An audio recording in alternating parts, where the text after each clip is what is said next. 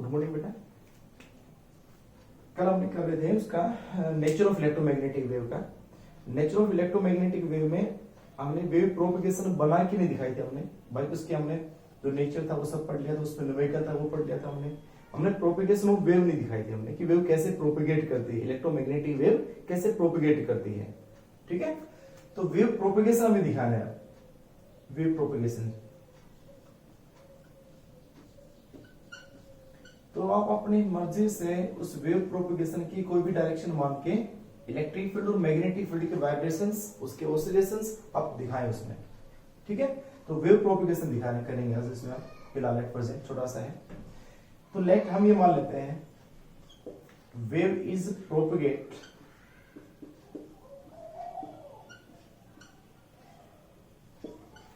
Hello, कोई भी हो सकती है, मान लो जेड एक्सिस है, जेड एक्सिस में प्रोपगेट कर रही है।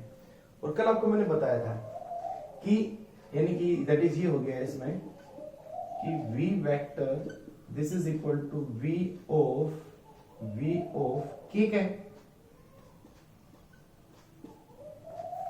v उसकी स्पीड होगी, k उसकी डायरेक्शन होगी यानी कि जेड एक्सिस।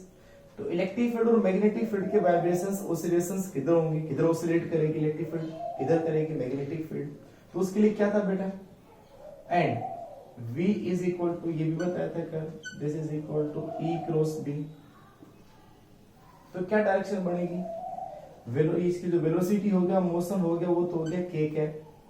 तो आप बताओ k कब बनेगा, k तब बनेगा जब ये I हो और ये J हो, क्योंकि I क्रॉस J क्या होता है, k होता है। तो उसका जो मोशन हो गया वो z के लॉन्ग है, इलेक्ट्रिक फील्ड वो x के लॉन्ग है, मैग्नेटिक फील्ड वो y के लॉन्ग होगी। अब उसका प्रोपगेशन दिखाएं, तो देखो बेटा,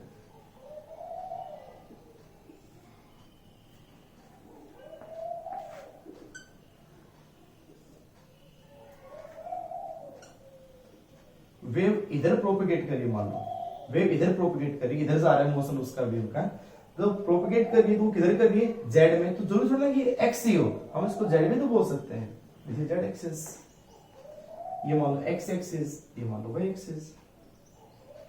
वेव प्रोपगेट एक्स में कर रही हो, इसको नाम एक्स दे देना। ठीक है, इसी का नाम चेंज करते रहना, ये नहीं कि आप इसको चेंज करें, इस एक्सिस का नाम चेंज कर देना। अब एक्स के अलोंग कौन होगी, इलेक्ट्रिक फील्ड, इधर इलेक्ट्रिक फील्ड होगी, इधर क्या होगी, इलेक्ट्रिक फील्ड। ठीक है, और वाई के अलोंग कौन होगी, मैग्नेटिक फील्ड।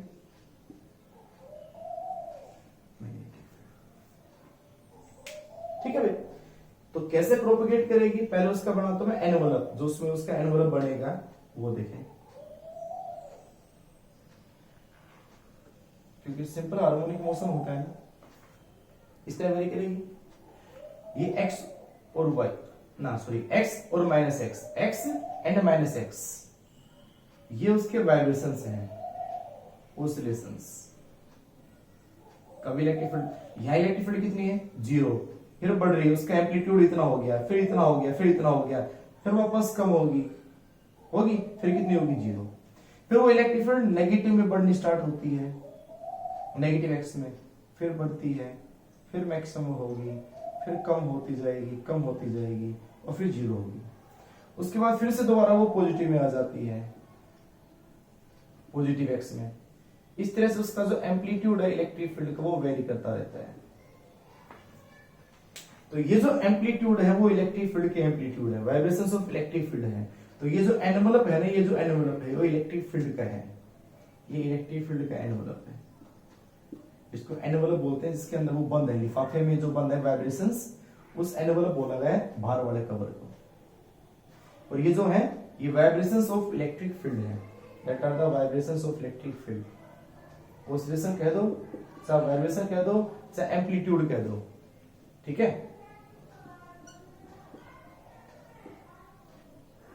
और एम्पलीट्यूड ऑफ इलेक्ट्रिक फील्ड। अब मैग्नेटिक फील्ड किस समय है, वाई के अलोंग। वाई का एनवलप कैसे दिखाएंगे आप, ऐसे बनाओगे, इसमें देखो ऐसे बनाओगे ना, टेढ़ा ऐसे,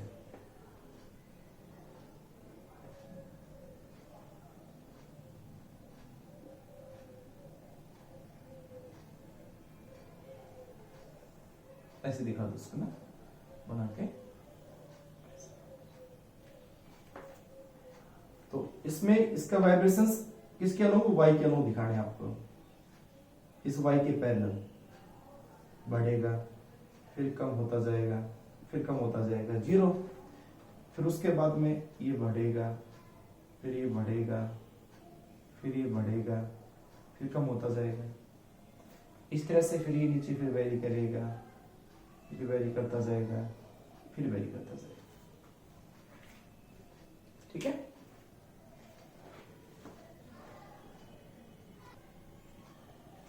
तो इस तरह से ये जो हमारे पास वेरिएशन होंगे ये किसके होंगे, मैग्नेटिक फील्ड के। That are the amplitude of magnetic field.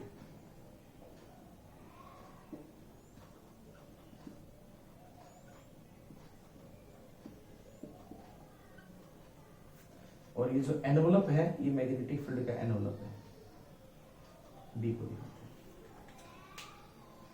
तो इसके अंदर जो वाइब्रेशंस होंगे वो ऐसे हैं। इसमें जो वाइब्रेशंस है ये ऐसे हैं। ये जो वाई है कहां पे, बाहर की साइड में है। तो इलेक्ट्रिक फील्ड कैसे वेरी करेगी, ऐसे कम ज्यादा कम ज्यादा। और मैग्नेटिक फील्ड कैसे वेरी करेगी, इस तरह से ये मैग्नेटिक फील्ड वेरी करेगी। और इन दोनों के ऑसिलेशन से क्या प्रोड्यूस होगा, इन दोनों के ऑसिलेशन से प्रोड्यूस होगा उसकी वेव। और वेव कहां मूव कर रही है, वेव प्रोपगेट कर रही है एक्स ना सॉरी जेड के अनुरूप। तो एक वाइब्रेशन हो गया इस तरह से इलेक्ट्रिक फील्ड का, एक वाइब्रेशन हो गया ये मैग्नेटिक फील्ड का। और इन दोनों से वाइब्रेशन से क्या मिलती है, उसको प्रोपगेशन मिलता है, यानी कि प्रोडक्शन होता है किसका, इलेक्ट्रोमैग्नेटिक वेव का। तो इस तरह से वेव प्रोपगेट करती है, यह है वेव प्रोपगेशन। नोट कर इसको आप। ठीक है। उसके बाद हम करते हैं इसकी कैरेक्टरिस्टिक्स ऑफ इलेक्ट्रोमैग्नेटिक वेव्स। यही है लगभग जो हम कर चुके हैं। एक दो डिफरेंट है जो एग्जाम में पर्टिकुलर पूछी जाती है, वो देखना अलग से। हो गया, देखिए next characteristics of electromagnetic waves.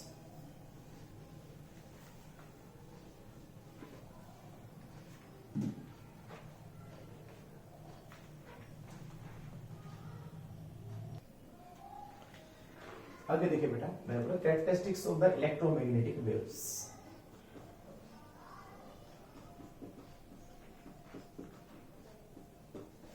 Characteristics of EM wave.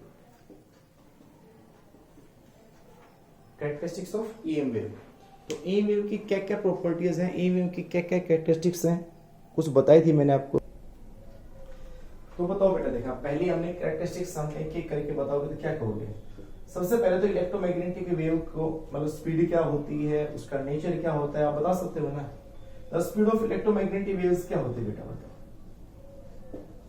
Speed of electromagnetic waves is कितनी होती है, is equal to speed of light, बताई थी ना, is equal to speed of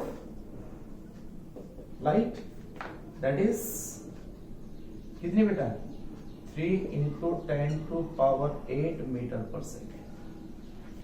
क्या इन इलेक्ट्रोमैग्नेटिक वेव को प्रोपगेट होने के लिए किसी मीडियम की रिक्वायरमेंट होती है, नहीं, कोई रिक्वायरमेंट नहीं होती है। There is no medium required, no medium required for travelling. Radio wave तो हम स्पेस में भेज सकते हैं, कहीं भी भेज सकते हो आप ना, रेडियो माइक्रो जो भी है, जो भी इलेक्ट्रोमैग्नेटिक वेव है, तो इनको किसी मीडियम की रिक्वायरमेंट नहीं होती है। नो मीडियम रिक्वायरमेंट या ना नो मटेरियल कह दो आपको, no material medium required for travelling the EM wave. ठीक है। और आपको मैंने क्या बताई थी,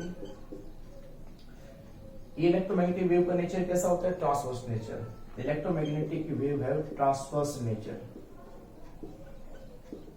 wave have transverse nature.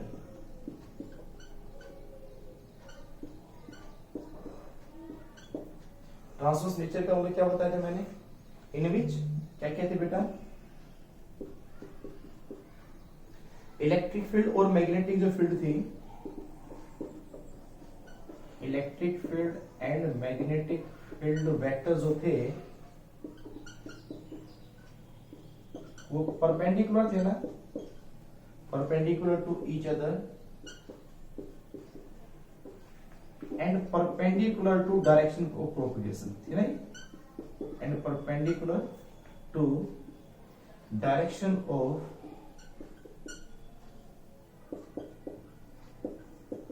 propagation of wave. अब बेटा कैसे निकालते थे डायरेक्शन ऑफ प्रोपगेशन को हम? That is v is equal to E cross B. v is the direction of wave propagation. ये सभी फैक्टर में से मैं कोई नया नहीं बताया, ये सभी उसकी प्रॉपर्टीज थी, कैरेक्टरिस्टिक्स थी जो बताई मैंने आपको. और चलते हैं आगे दूसरी इसकी प्रॉपर्टी में. नंबर 5,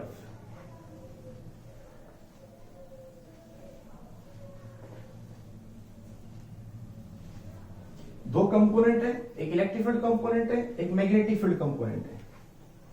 ठीक है, तो उसके अंदर ये प्रॉपर्टी मैथमेटिकल प्रॉपर्टी है, ये फॉर्मूले काम आते हैं न्यूमेरिकल के अंदर कि electromagnetic wave carry energy.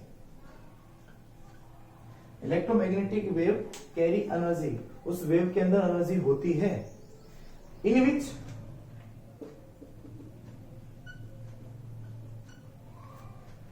Electric field energy, यही कह सकते हैं electric field and magnetic field equally divided. It means electric field and magnetic field are equally divided of total energy.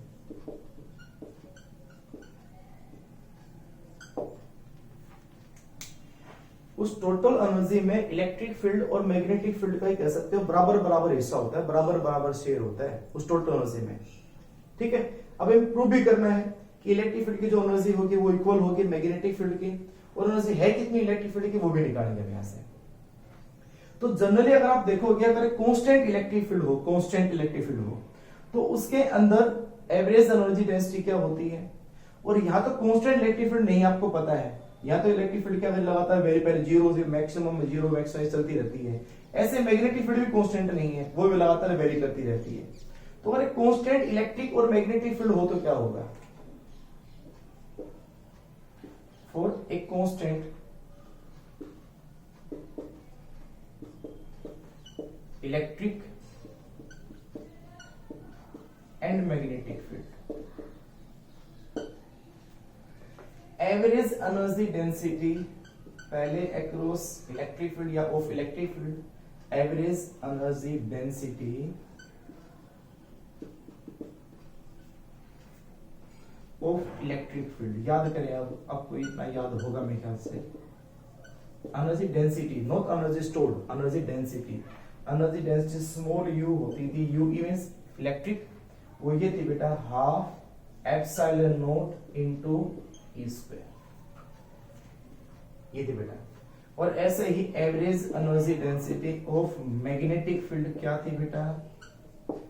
Unit number first में थी, unit number हमारे पास third में आई ना, unit number 4 में जो हमारे EMI पढ़ी थी उसके अंदर, EMI के अंदर this is equal to B square divided by 2 mu naught. जब कांस्टेंट इलेक्ट्रिक और मैग्नेटिक फील्ड होती है जिसमें ए और बी एक कांस्टेंट वैल्यू जो वेरी नहीं करे, तो ये होती थी energy density across electric field, energy density across the magnetic field. लेकिन अब निकालेंगे, ये तो वेरी नहीं कर रही, तो इलेक्ट्रोमैग्नेटिक वेव के अंदर क्या होगी? But in electromagnetic wave, but in electromagnetic wave electric field and magnetic field, electric field and magnetic field very sinusoidally, मतलब साइन फंक्शन में साइन वेरिएशन उसके साथ होगा, यानी कि टाइम के साथ वो चेंज होती चली जाएंगी. वेरी साइनसॉइडली, यानी कि कह सकते हैं change with time, change with time and position.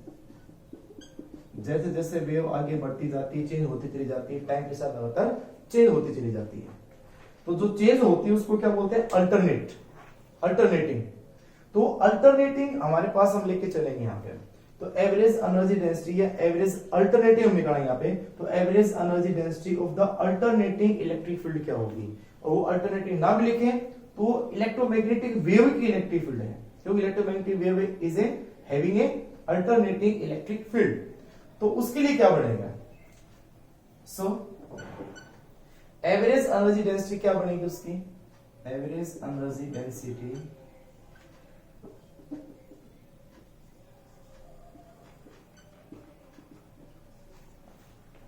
Of electric field, क्या लिखेंगे उसको,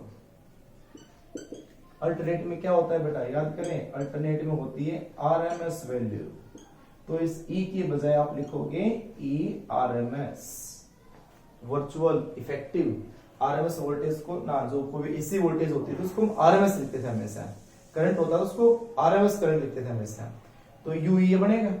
अब ई आरएमएस में, इसी को मान लेता हूं फर्स्ट में, ई आरएमएस में और उसके मैक्सिमम वैल्यू में क्या रिलेशन होती थी, आप इसको कह सकते हो मैक्सिमम वैल्यू है, ये भी कह सकते हो आप, ये नोट क्या है, कांस्टेंट वैल्यू मैक्सिमम वैल्यू है, एक मैक्सिमम वैल्यू है, ये कह सकते हो आप। अब यार ई आरएमएस क्या बनेगा, E RMS but E RMS is equal to होता था, याद होगा, E naught by root two, E naught by root two, तो यहां से यू ई क्या बना बताओ, so U E is equal to, this is equal to half epsilon naught, इसका स्क्वायर करोगे तो ऊपर आ जाएगा ई नोट स्क्वायर, और डिवाइड बाय रूट टू का स्क्वायर क्या होगा 2, इसका मतलब क्या बनाएगा 1/4, ऊपर नोट कर लिया, देख लिया, तो यू ई क्या बनेगा देखो,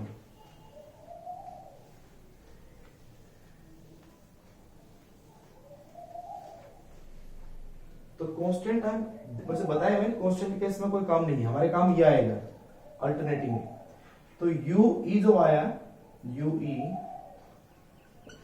वो आ जाएगा 1/4, this is epsilon naught E naught square, equation second, और ऐसे निकालोगे यू बी मैग्नेटिक फील्ड की, एंड यू बी उसके अंदर क्या हो जाएगा B RMS, B square RMS divide by 2 mu naught, तो जहां पे बी नोट स्क्वायर था वहां पे बी आरएमएस होगा, अब ऐसे बी आरएमएस की जगह क्या पुट कर दोगे, B naught by root two, and B RMS होता है B naught by root two, तो ये यू बी क्या बनेगा,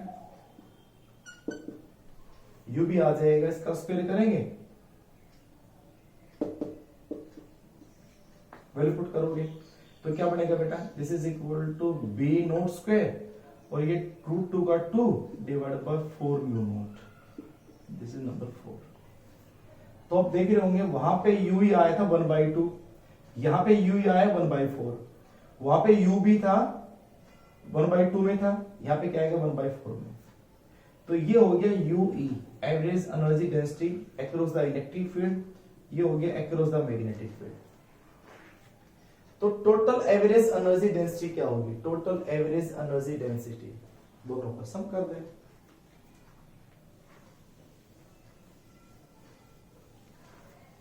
total average energy density, total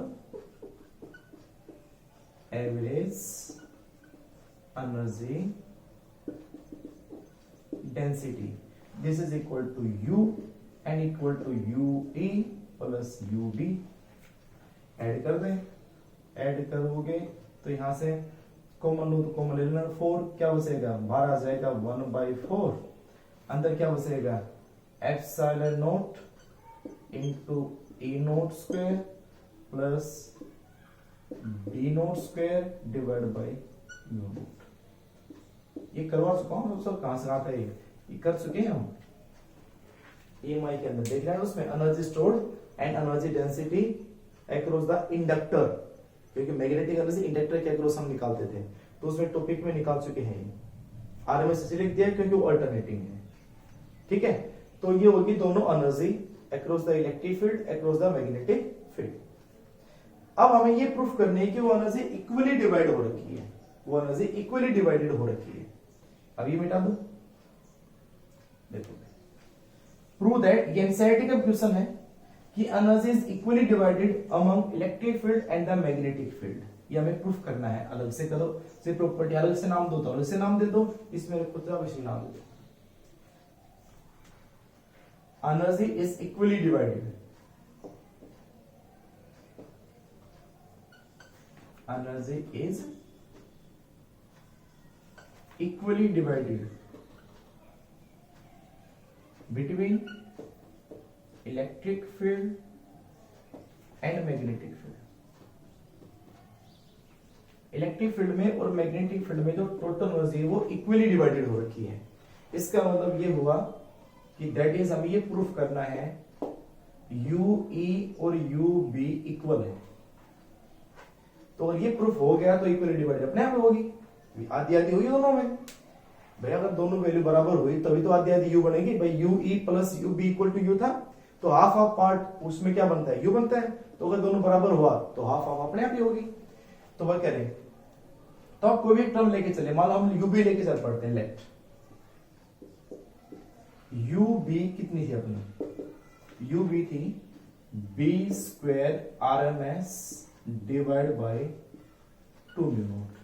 are M S बना लो तो उसको बोले लो जी फोर वाला, तो इसको ये भी कह सकते हो आप, this is equal to B naught square and divide by क्या आ जाएगा, ये आ जाएगा 4 म्यू नॉट।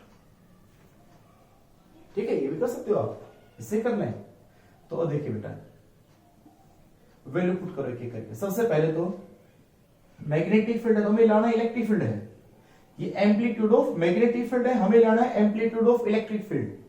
तो एम्पलीट्यूड ऑफ इलेक्ट्रिक फील्ड और मैग्नेटिक फील्ड में एक रिलेशन पढ़ी थी हमने कल, क्या थी, डॉट सी जो थी वो E naught by B naught थी या नहीं थी।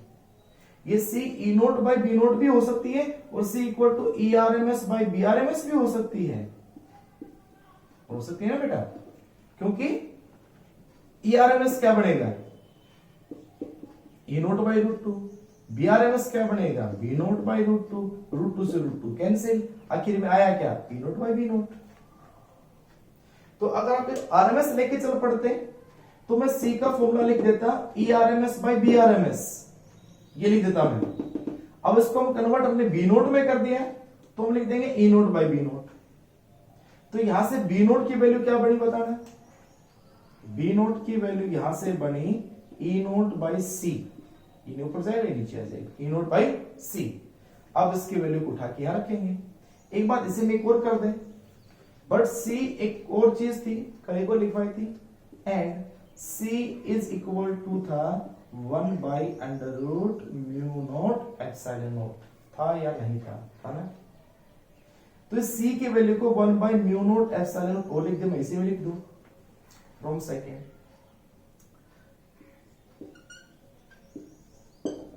तो बी नोट क्या बना,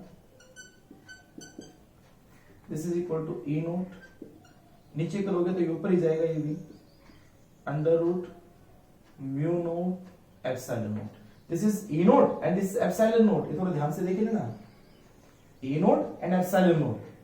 अब इस इक्वेशन को उठा के इक्वेशन नंबर फर्स्ट में पुट कर दो, पुट इन फर्स्ट।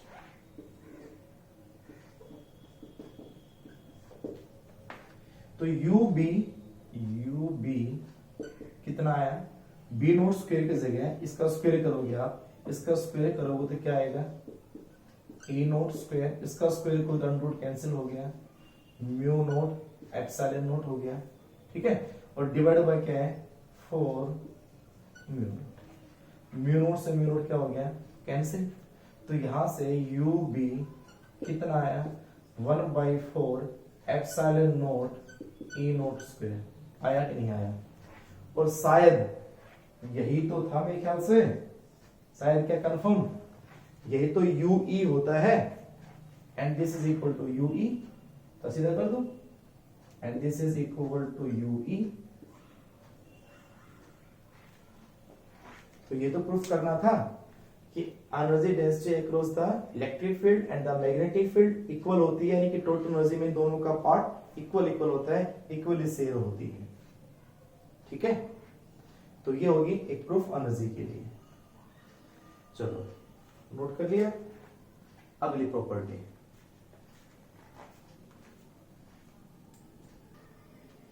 अब देखो property number next,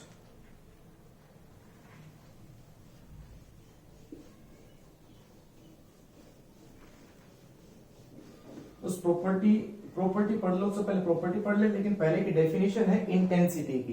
intensity definition भी पेपर में आई हुई है। तो पहले what is the intensity of wave, पहले वो पढ़े, उसके बाद उसकी प्रॉपर्टी पे जाएंगे हम। What is the intensity of wave, definition आई हुई है इसकी, और इसकी यूनिट क्या होती है इंटेंसिटी की, एग्जाम में आई हुई है, एनुअल एग्जाम के अंदर। तो व्हाट इज द इंटेंसिटी, तो ये होती है amount of energy, amount of energy falling per unit area, per unit area, per unit time, per unit time normally on the surface,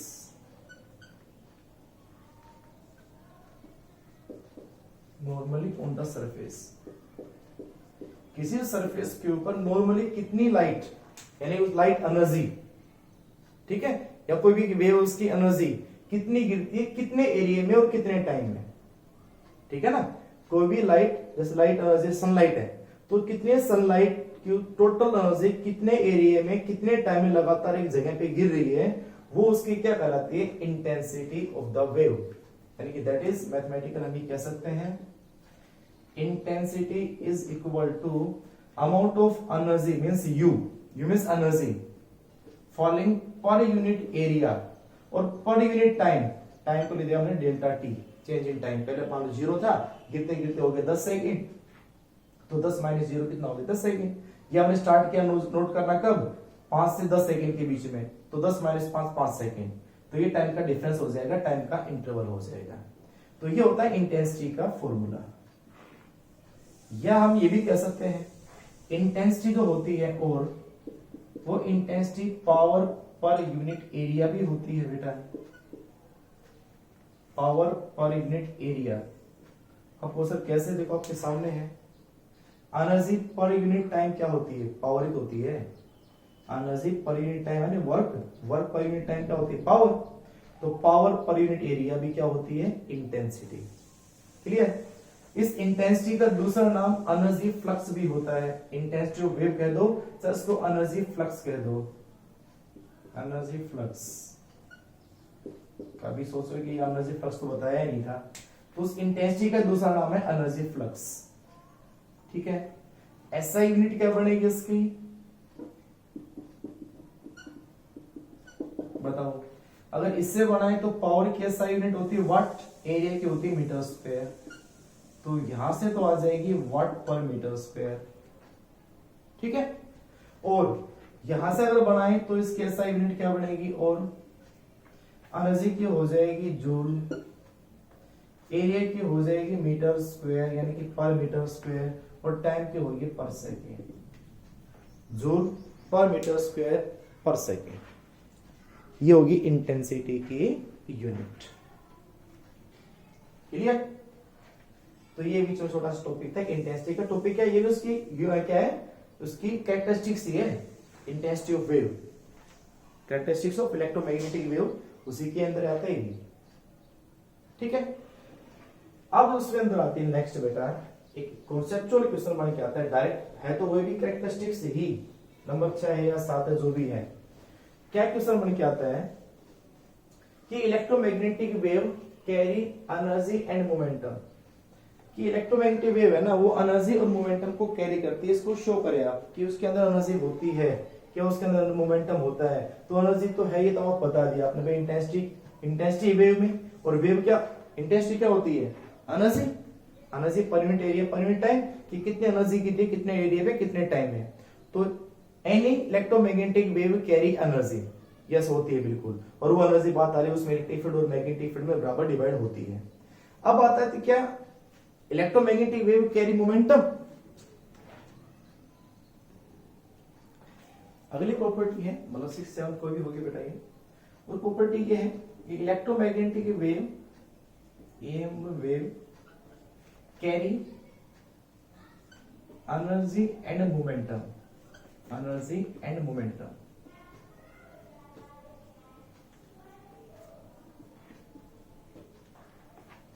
ठीक है।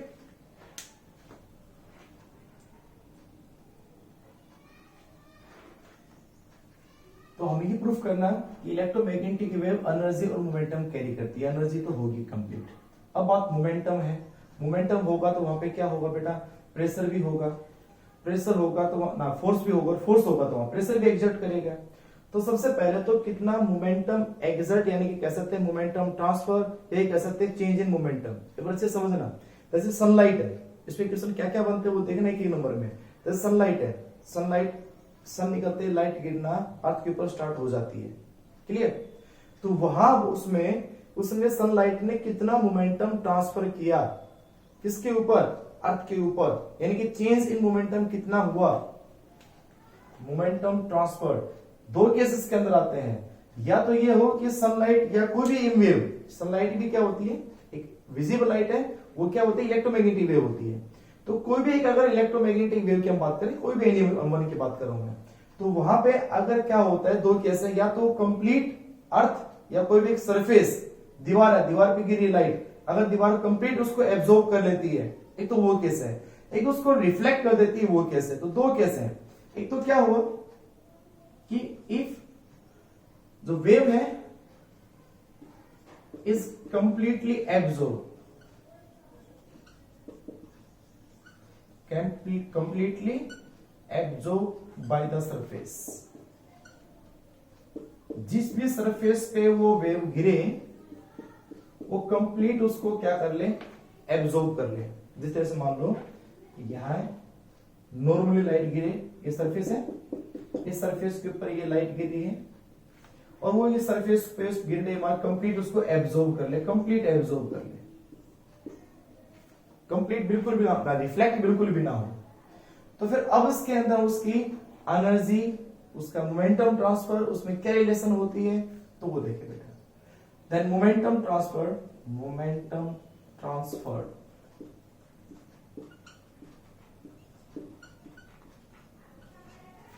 और चेंज इन मोमेंटम।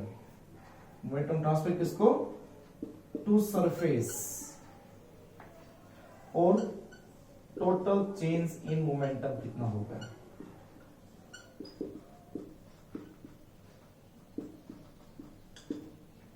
कितना होगा मोमेंटम में। और जो इलेक्ट्रोमैग्नेटिक वेव के अंदर जो रिलेशन होती है वो होती है U by C. P change in momentum कह सकते हो उसको, delta P, that is equal to U by C. U means total energy and C the speed of light. अब सर ये रिलेशन तो नहीं, कहां से आ गई, नहीं है सर, वही है। हम U को एनर्जी क्या mc स्क्वायर नहीं होती है ना, एंड डिवाइड बाय C हो गया, C से C कैंसिल होगी, ठीक है, नहीं sorry, U equal to mc square होती है बेटा। अब इसको यहां पुट करोगे डेल्टा P, तो डेल्टा P में करेंगे तो mc स्क्वायर डिवाइड बाय C, C से C कैंसिल, क्या आया mc, m into C, mass into velocity, mass into velocity क्या होती है, मास इंटू वेलोसिटी होता है मोमेंटम। और जब यहाँ पे वो कंप्लीट एब्जॉर्ब हो गया तो कोई चेंज आया नहीं, तो ओनली क्या बन जाएगा, m इंटू C। तो अगर स्पीड होती v तो m इंटू v बन जाता है। तो है तो वही चीज ही है, नया नहीं कुछ भी। लेकिन जब इलेक्ट्रोमैग्नेटिक वेव की जब बात आती है तो उसका मोमेंटम या चेंज इन मोमेंटम या मोमेंटम ट्रांसफर हमेशा U बाई सी होगा। चलो मोमेंटम चेंज हो रहा है, मोमेंटम अगर चेंज होता है तो फोर्स भी एक्सर्ट करेगा सरफेस पे, force exerted,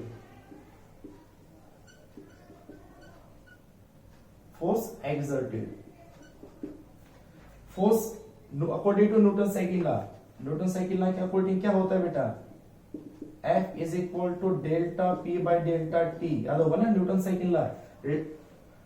rate of change of linear momentum directly proportional to force होता है। तो यहां से अगर हम क्या निकालें, फोर्स निकालें F, तो F इज इक्वल टू क्या होगा, delta P by delta T।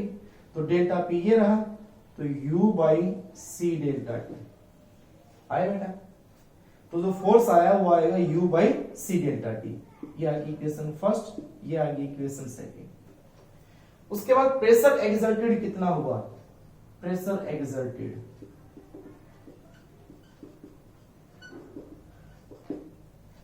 Pressure होता है फोर्स पर यूनिट एरिया, पता होगा तो, फोर्स पर यूनिट एरिया। तो यहाँ पे आप बताओ एरिया से आप डिवाइड कर देना, वो प्रेशर हो गया। क्या बन जाएगा बेटा, सी नहीं, ऊपर क्या है, U divide by C a delta T. ये आ गया हमारा प्रेशर, या पी क्या है, प्रेशर है।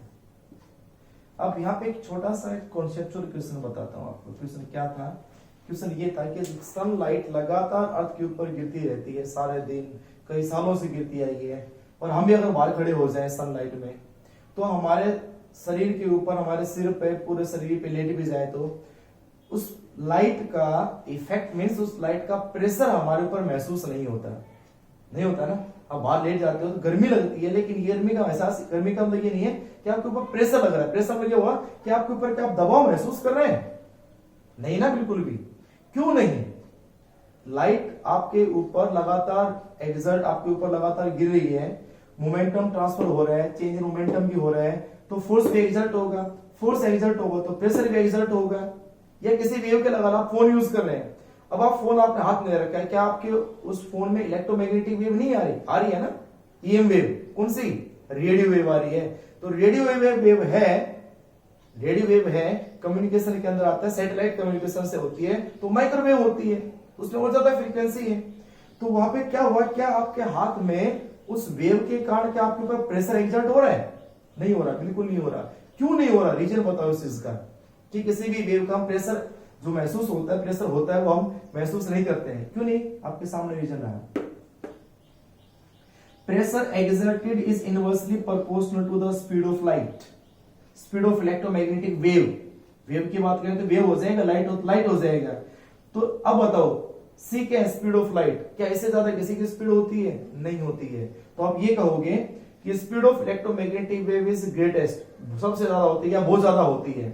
तो जितनी ज्यादा स्पीड उसकी होगा, मोमेंटम ट्रांसफर कम से कम होगा, फोर्स भी कम से कम होगा, प्रेशर भी कम ही होगा, प्रेशर भी इनवर्स है। तो speed of wave is very large, ठीक है। So pressure exerted on the surface is very small. ये अकेला एक स्पेशल केस है, ध्यान से सुन लो, नहीं तो क्या होता है अदर केसेस के अंदर, क्योंकि यहां मास नहीं माना जाता, यहाँ चार्ज नहीं माना जाता। जो इलेक्ट्रोमैग्नेटिक वेव है दैट आर, ये मानते हैं assume to massless and completely chargeless, उसमें कोई चार्ज नहीं होता। एक प्रॉपर्टी और है, लिख लेना बात यह कि किसी भी इलेक्ट्रोमैग्नेटिक वेव या कोई भी इलेक्ट्रोमैग्नेटिक वेव इलेक्ट्रिक फील्ड और मैग्नेटिक फील्ड से डिफ्लेक्ट नहीं होती है, बिकॉज इलेक्ट्रोमैग्नेटिक वेव अनचार्ज, उसमें कोई चार्ज नहीं होता, तो ना इलेक्ट्रिक फील्ड से ना मैग्नेटिक फील्ड से डिफ्लेक्ट होती है। मासलेस भी कह सकते हैं आप, मास का इफेक्ट नहीं है, तो मास का इफेक्ट नहीं है, तो यहाँ पे प्रेशर इनवर्स टू क्या हो जाता है, स्पीड। यहाँ पे नहीं तो क्या होता है, अदर जो पार्टिकल मास है, तो अगर जितनी ज्यादा तेजी से कोई चीज टकराएगा, प्रेशर एक्सर्टेड उतना ज्यादा होता है, नहीं होता है ना, प्रेशर और फोर्स जो होते हैं वो, क्लियर ना। तो ये हमारे पास हुआ, अगर वेव कंप्लीटली एब्जॉर्ब हो जाती है, सरफेस एब्जॉर्ब कर लेता है, तो change in momentum, force exert, pressure exerted.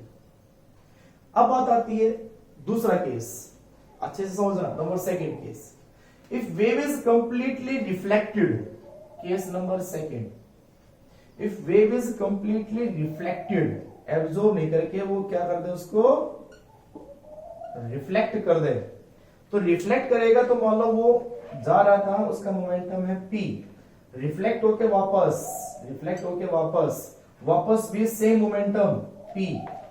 बताओ टोटल चेंज इन मोमेंटम कितना हुआ, ये मत कर देना सर p माइनस p 0, नहीं, चेंज इन मोमेंटम क्या होगा, मोमेंटम इज ए वेक्टर, तो चेंज इन मोमेंटम जो होगा ना, उसको एक p2 मान लो, एक p1 मान लो, तो अगर एक ऊपर जा रहा है तो एक नीचे है, p2 माइनस p1, p2 मान लो फाइनल है, तो अगर ऊपर वाला पॉजिटिव है p, एक माइनस ये हो गया, और एक p1 का नीचे है, तो नीचे आ जाएगा माइनस p, तो p माइनस p क्या बनेगा, ये 2p।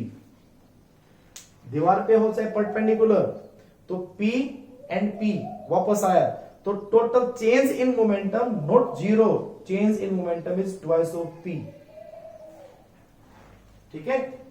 तो अब बताएं, अगर कंप्लीटली वेव क्या हो जाती है, रिफ्लेक्ट हो जाती है, तो momentum transfer to the surface और total change in momentum double हो जाएगा, यानी कि 2u/c।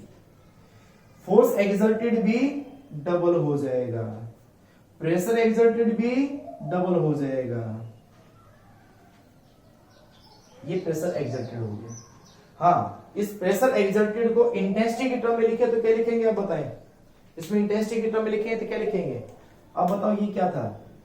Energy per unit area per unit time क्या थी? इंटेंसिटी थी ना।